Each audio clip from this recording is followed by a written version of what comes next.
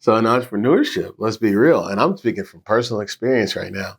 I'm trying to grow my business like crazy right now. But my CFO is like, Randall, the numbers are like, they're going to be limiting in how much growth you can do. Heck, you might have to cut back to grow. OMG. I got to cut back to grow? Do you know how that feels to hear that? I got to scale back to go up?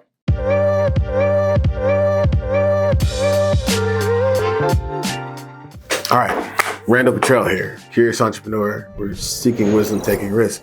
Today, I want to talk about numbers. Numbers pretty much govern entrepreneurship. They just do. And if you're not ready for that conversation, if you're not ready to accept that, then you don't need to be an entrepreneur right now. The numbers are it. You know, there's faith, yes, but even faith agrees with numbers when it gets down to it. You know what I mean? If you can, you can think what you want to think. You know, you can pray for what you want to pray for, and that's great. But if the prayer is answered, then provision is provided, right? You get the resources you need, right? Somehow, doesn't matter, but they come there. If you're trying to buy a car with $0 in your account and you have a 400 credit score, I'd advise you to take an Uber. Like, you know what I mean? The numbers are not going to let you do what you think you want to do. All right. So in entrepreneurship, let's be real. And I'm speaking from personal experience right now. I'm trying to grow my business like crazy right now. But my CFO is like, Randall, the numbers are like, they're going to be limiting in how much growth you can do. Heck, you might have to cut back to grow. OMG. I got to cut back to grow? Do you know how that feels to hear that? I got to scale back to go up? Well, yeah, because you got to invest here, here, and here. And you got to do this, this, and this. And if you don't do this, then you're going to end up over leveraged over here. And then you're going to lose it anyways. So you might as well be strategic about it. All right, y'all, listen up, entrepreneurs. I don't care what position you think you're in. You can call yourself CEO. You might have 19 LLCs. You know, I don't care. I don't care if you have you have a sole proprietorship. I don't care if you're operating in a business stance in some form or fashion, whether it be solo or with a bunch of employees. I don't care. You have to embrace the numbers. Do not kid yourself. It's not the hustle. It's not the grind. It's not the marketing. It's not this, this, and this. It's the numbers. I mean, what moves you to the next level? The numbers. It's going to be the revenue, right?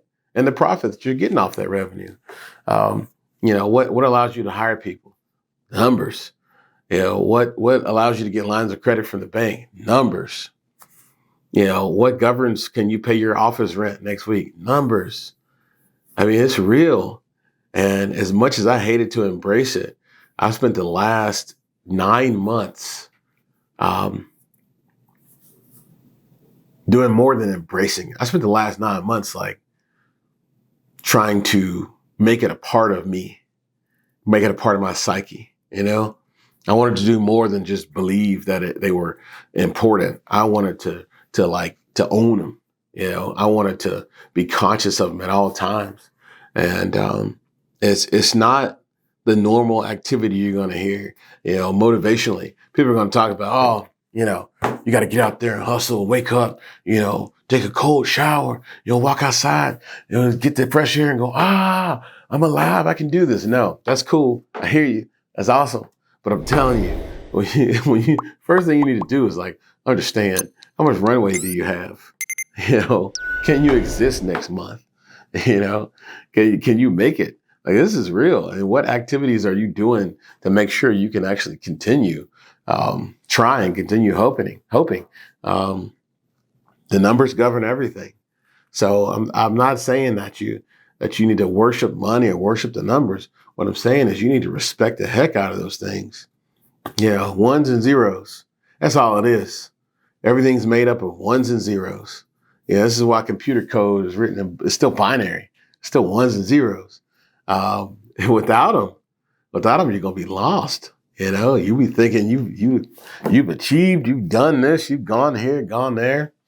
You know, in your mind, you're like, oh yeah, It's crazy. And no, nope, nope, nope, nope, nope, nope, nope. This is your cold water right here.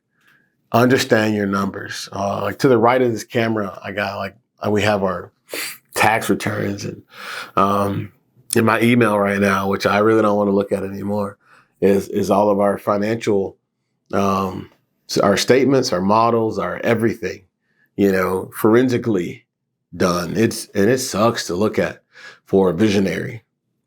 So now if that strikes you right there, if you're a visionary and you don't want to think about numbers, you can't be a visionary. I know that people think that vision is a compartmentalized thing, and in some respects it is, but in actuality, you got to have vision, over here, and then you got to have integration and execution over here. You cannot build a house with your drawing of your house. You can't stand that drawing you made on paper up in the yard of that lot, the lot that you bought, and expect the house to be built. It's not going to happen. This won't happen. First thing that's going to happen when a builder walks up, he's going to go, listen, give me the measurements. All right, so we're back to numbers already. The dream is cool, but without the measurements, without the scale, without the quantities, without the money, without the numbers, it'll fail. Hey, this is a short one. This one is really just to wake up that part of you that is afraid to admit that you need help in this respect. If you do need help, please reach out to an accountant. Please reach out to a fractional CFO. I love fractional CFOs. That's better than an accountant. Fractional CFOs are more in tune to you and try to help you succeed, but they believe in numbers in a huge way. I've had some great fractional CFOs in my life, and I think you need to embrace that when the time is right. This is Randall Cottrell, Curious Entrepreneur. We're seeking wisdom, taking risks. See you next time.